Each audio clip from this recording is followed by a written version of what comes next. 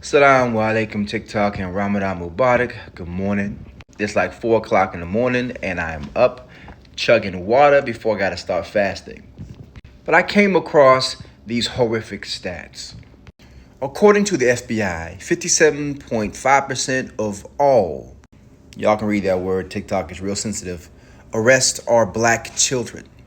And the vast majority of them are little black girls. They're being kidnapped and trafficked. Little black girls. 57.5% of all of the arrests for that are little black girls. That is more than half. And 40% of all trafficking victims were identified as black women. Where is the protection for black girls and black women? These stats are fucking appalling. And the vast majority of those trafficking little black girls and black women are black men. It's people they know, it's their uncles, sometimes it's their fathers, it's their brothers, it's their cousins, it's friends of the family. Black women have been unprotected their entire lives ever since they were girls. It almost seems that black men and those who trafficked black girls and black women were incentivized.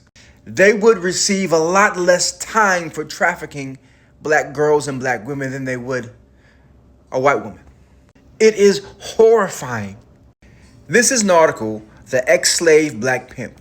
They talked about how black men, as soon as they got out of slavery, as soon as they were freed from slavery, the first thing they did was traffic and pimp their own women. Black men have been doing this to black women since slavery.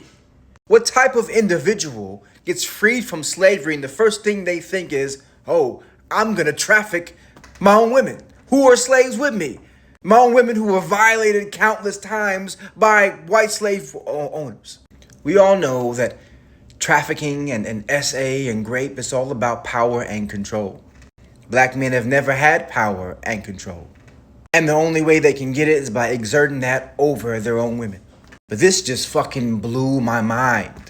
Instead of fighting for freedom and fighting to develop your own black colony, your own black cities, the first thing a lot of these men did was traffic their own women.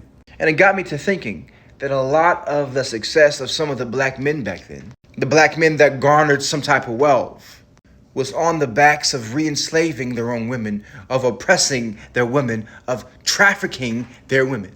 And it's still going on to this very day. Y'all saw those stats. These stats are appalling.